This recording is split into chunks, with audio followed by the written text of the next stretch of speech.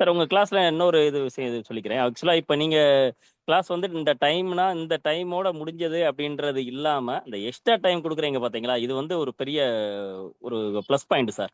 அது உங்களுக்கு அதாவது உங்களுக்கும் அந்த ஒரு ப்ளஸ் பாயிண்ட் இருக்கும். எங்கள மாரி கத்துக்கிறவங்களுக்கும் நெறைய அது பயன்படும் சார்.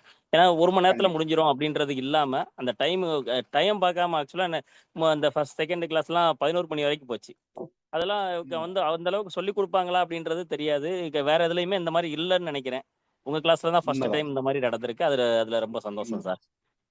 உண்மதான் சார். ஏன்னா அது நீங்க ஒரு ம். ஆர்வத்தோட வந்திருப்பீங்க சார். அந்த ஆர்வம் அப்படிங்கிறது உங்களுக்கு வந்து அது டிஸ்டர்ப் ஆயிறக்கூடாது. ஆர்வம் இருக்குது. ம். அத வந்து இப்ப யோசிச்சு பாருங்க. இப்ப யாராவது ஒரு குழந்தைங்க வந்து படிக்கிறாங்கன்னு வச்சுக்கலாம். ஏதாவது ஒரு குழந்தை வந்து அந்த டீச்சர் திட்டிட்டாங்கன்னு வச்சுக்கோங்க. ஒரு சப்ஜெக்ட் டீச்சர் ம். இப்ப ஒரு சோசியல் சயின்ஸ் டீச்சர் வந்து அந்த திட்டுறாங்க அந்த குழந்தைய அப்படின்னா, அந்த ப்ராகிரஸ் கார்டு பார்த்தீங்க அப்படின்னா, அந்த மார்க் வந்து கம்மியா இருக்கு. சோசியல் சயின்ஸ்ல மார்க் கம்மியா இருக்கும். ஆமா, ஆமா சார். புரியுதுங்களா? அப்ப எந்த டீச்சர் புரியுது சார். திட்டுறாங்களோ, அந்த சப்ஜெக்ட் உங்களுக்கு வந்து வராது. அதெல்லாம் அதுல நீங்க வராது. இன்ட்ரெஸ்ட் காமிக்க மாட்டீங்க. அதே மாரி தான். ம். அப்ப நான் வந்து ம். நீங்க ஒரு ஆர்வத்தோட வந்திருப்பீங்க. நான் ஏதாவது ஒரு திட்டி, அல்லது நான் வந்து ஏதோ ஒரு வகையா பண்ணேன். அந்த மாரி இருந்துச்சுன்னா, அது நல்லா இருக்காது. உங்களுக்கு கத்துக்கிற ஆர்வம் அப்படிங்கிறது வந்து போயிரும். இது வந்து ஒரு அமைப்பு.